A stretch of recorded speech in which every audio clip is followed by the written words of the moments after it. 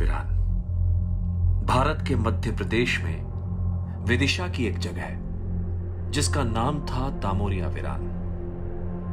सुनसान बियाबान जगह। अब वहां मिनी भारत है। पर यह सब कैसे हुआ, आइए जानते हैं। ओम भूर्भुवस्वः ओम तत्सवितुर्वरेण्यं भर्गो देवस्य धीमहि धियो यो नः प्रचोदयात्। मिनी भारत का विचार मेरे मन में कैसे आया, ईश्वर के आशीर्वाद से कैसे संपन्न हुआ, आइए मैं प्रतिभा आचार्य आपको ले चलती हूँ मिनी भारत के सफर में।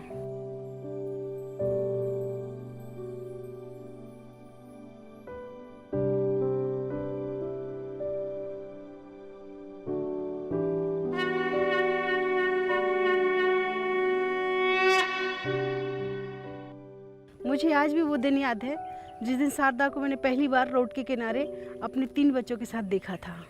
और 3 बच्चों के पास ठीक से 3 कपड़े भी नहीं थे। उसके पास एक मिट्टी का कल्ला था जिसमें उसने आटा सान के रखा था और ज़मीन खोदकर उसमें जो चूल्हा बना के उस पर रोटियां सेकी थी।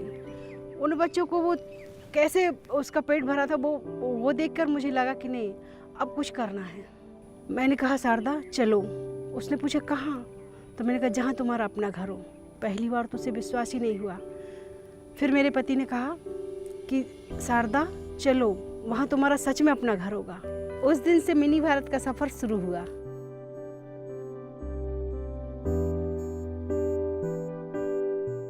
मिनी भारत कॉन्सेप्ट लोगों की ज़रूरतों को पूरे करने के लिए एक कॉन्सेप्ट बनाया था जिसमें लोगों की मूलभूत जो ज़रूरतें थी उनको पूरा करने की कोशिश की गई थी। जैसे सबसे बड़ी ज़रूरत होती है घर खरीदने के लिए सबसे बड़ी ज़रूरत होती है पैसे की, जो कि सबके पास नहीं होता है। जिनके पास होता है वो घर बनाने में आसानी होती है, लेकिन जिनके पास नहीं होता है उनके पास कुछ तो ऐसा होता होगा जो वो अपना घर बना सके, ये सोच थी। तो कुछ ढूंढने के लिए मिनी भारत कॉन्सेप्ट तैयार किया गया। वो कुछ कैसे ढूंढा, जैसे जिसके पास काम करने की ताकत थी, जैसे ठेकेदार थे, मकान बनाते थे, कोई ज़मीन के बदले काम कर सकता था, जैसे कपड़े धोना, किसी को दूध के बदले भी दिया। तो इस तरह से लोगों को घर बनवाने के लिए तरह तरह से आजमा के देखा कि कैसे लोगों को घर बनवाया जा सकता है। तो कुछ नहीं से कुछ तक पहुंचाने की जो पेशकश थी वो है मिनी भारत कॉन्सेप्ट। एक मुन्नी बाई थी, उनके पास एक गाय थी और उनके पति खत्म हो चुके थे, वो पैसे नहीं दे सकती थी। तो हमने उनको बोला कि तुम पैसे नहीं दे सकती तो क्या हुआ, एक टाइम का दूध हमारे यहाँ दे जाओ। तो ये देख के दूसरे लोगों को भी लगा कि हम भी तो दूध दे सकते पर हमारे पास गाय नहीं है। तो हमने कहा ठीक है, गाय भी हम देते हैं, एक टाइम का दूध आप हमें दो, बाकी टाइम के दूध से आप बच्चों को पालो। इस तरह से मिनी भारत कॉन्सेप्ट ने अपना काम किया। एक निरंजन थे, वो सब्जी बेचा करते थे। उनसे 20 रुपये पर डे की सब्जी ली, उनको अपना घर बनवाया। इसी बीच एक कल्याण थे जो आए थे तब लेबर थे, फिर धीरे धीरे उन्होंने हमारे यहाँ काम करना शुरू किया और फिर वो ठेकेदार बने। और ये जिस मकान पे आज मैं बैठी हुई हूँ, इससे बड़ा मकान उनका है, बदले में उन्होंने हमारा मकान बनाया था। इसी तरह से और भी बहुत सारी कहानियाँ हैं मिनी भारत की। किसी ने कपड़े धोने के बदले में प्लॉट खरीदा, किसी ने बर्तन मांजने के बदले में प्लॉट खरीदा, किसी ने दूध के बदले में, किसी ने सब्जी के बदले में, इवन ईंट और सीमेंट और लोहे के बदले में भी प्लॉट खरीदा गया है। तो ज़रूरी नहीं होता कि पैसे ही हो तभी मकान बनाया जा सकता है, बस सोच आपकी ऐसी होना चाहिए कि आपको कुछ करना है।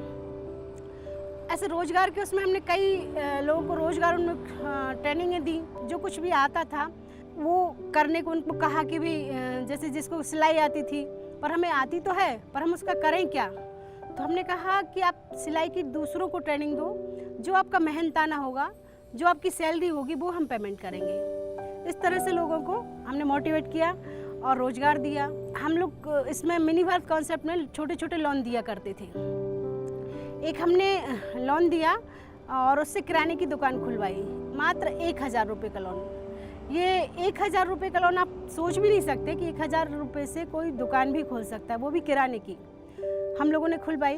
उसका हमारा क्या था कि आप सुबह जो सामान लेके आओगे तो दोपहर तक बिकेगा, तो दोपहर में फिर सामान लेके आओगे, जो पैसे आएंगे उससे दोपहर में जो बिकेगा वो शाम को सामान लेके आओगे। तो हमने कहा था कि जो पति है वो सामान लेके आएगा और पत्नी उसको बैठ के दुकान में बेचेगी। इस तरह से वो दुकान चली और फिर हमने 1 महीने बाद उस दुकान का हिसाब जुड़वाया तो उस दुकान में 27,000 का सामान और पूरे महीने उनने जो खाया पिया था वो अलग से। ऐसे ही एक कल्लू हैं, उनको कबाड़े के लिए पैसा दिया हुआ था, 1500 रुपये दिए हुए थे और उनसे कहा था कि रोज़ कबाड़ा लेके आओ और रोज़ बेचो और जो महीने में है ना तुम्हारे खर्च से बचे वो हमें किस्त के रूप में जमा करो। तो उन्होंने भी 1 प्लाट लिया, 2 प्लाट लिए और अब 3 प्लाट, उनके 3 बेटे थे, तीनों प्लाट ले लिए और वो उनकी लगातार किस्तें देने की आदत आज भी बरकरार है।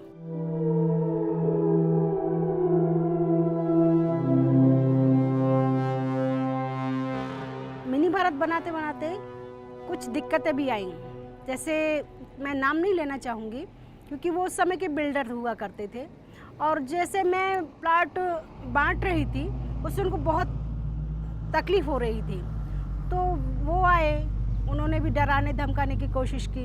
ये क्या चल रहा है दीदी?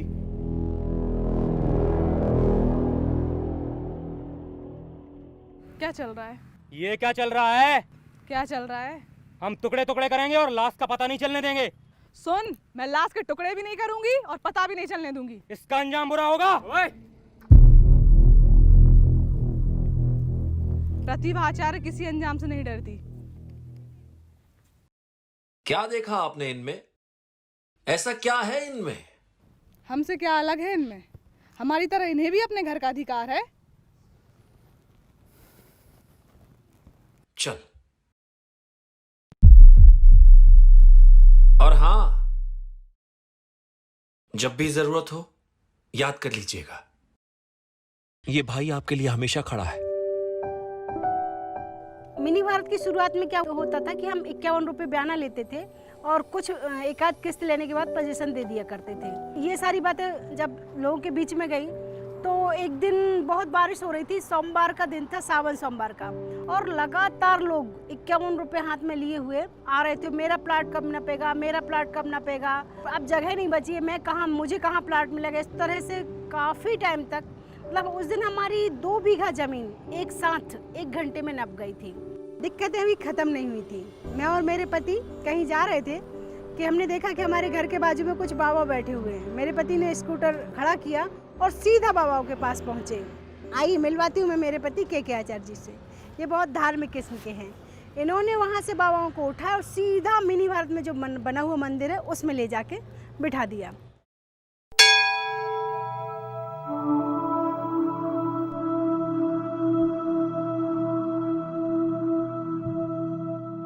हाथ आगे बढ़ाइए।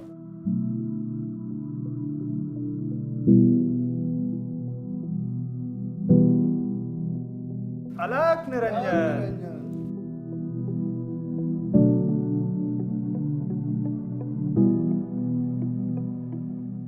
जब बाबाओं ने लुटिया से मुझे पानी पिलाया तो पानी को मैंने चखा तो बहुत मीठा लगा, तो मैं धार्मिक अंधविश्वास में बिल्कुल डूब गया था।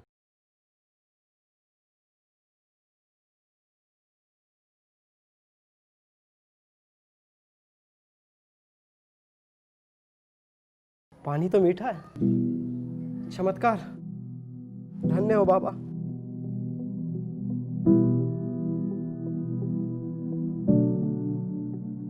आप अपना हाथ आगे बढ़ाइए।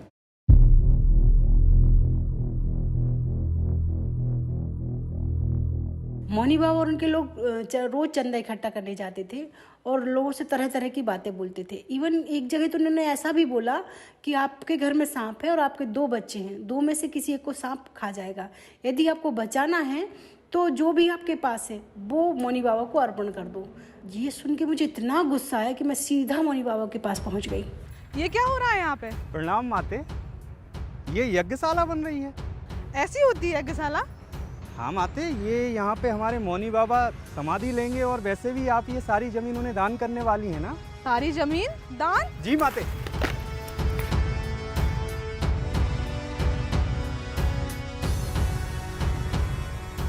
फिर मौनी बाबा का एक सच और सामने आया। एक्चुअली वो कोई यज्ञ नहीं करना चाह रहे थे, वो इस जमीन पर कब्जा करना चाह रहे थे। तो ये बात तब समझ में आई जब बालक दास ने कहा,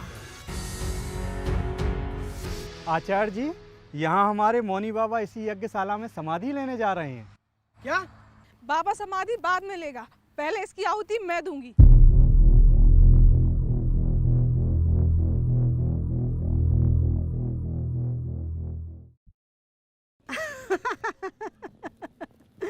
वो बाबा जो भागे देख के मजा आ गया। मिनी भारत में सबके सब ईमानदार भी नहीं थे। जिनको घर बनवाया था ना, उनके दिमाग में भी बेईमानी आ गई थी। बाकी के पैसे ना दूं तो? मैंने ईमानदारी बोई है तो ईमानदारी ही उगेगी। और अगर तुम बेईमानी करोगे तो मैं पढ़ी लिखी हूँ, तुमसे ज़्यादा बेईमानी कर सकती हूँ। पर धीरे धीरे वो भी सुधर गए। इसी तरह मिनी भारत धीरे धीरे प्रोग्रेस करता गया। और जो तमोरिया वीरान थी मध्य प्रदेश में विदिशा में, आज वो तमोरिया आचार्य नगर के नाम से जानी जाती है।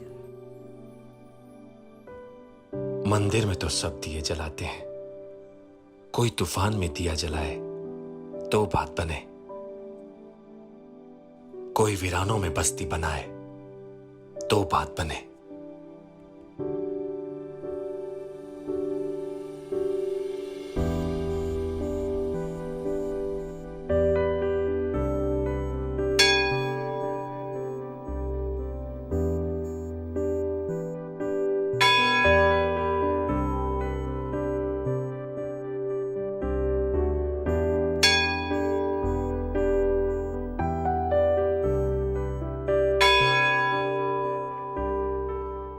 और फिर श्रीमती प्रतिभा आचार्य को ऐसे अनदेखे अनसुने मिनी भारत के लिए राज्य स्तरीय सर्वश्रेष्ठ युवा मंडल पुरस्कार से सम्मानित किया गया। बंद आंखों से देखा हुआ सपना साकार हुआ। मिनी भारत संपन्न हुआ। अब बारी है संपन्न भारत की।